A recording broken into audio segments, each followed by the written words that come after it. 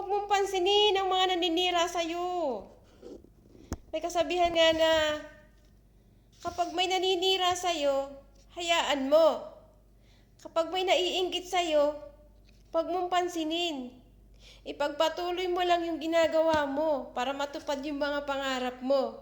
At kapag nandun ka na at narating mo na yung pangarap mo, maging humble ka.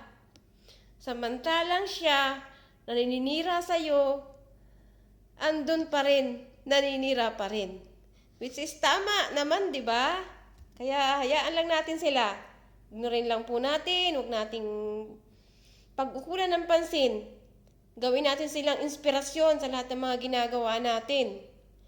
Pabayaan mo sila kung ano-anong sabihin nila sa ibang tao, basta alam mo sa sarili mo na tama lahat ng ginagawa mo.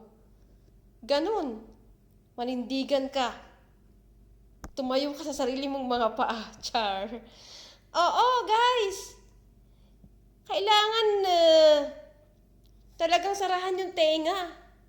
Kasi talagang madidismaya ka naman kapag talagang pakikinggan mo yung mga sinasabi nila eh.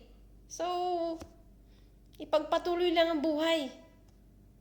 Huwag masyadong stressin ang sarili sa mga taong ganyan.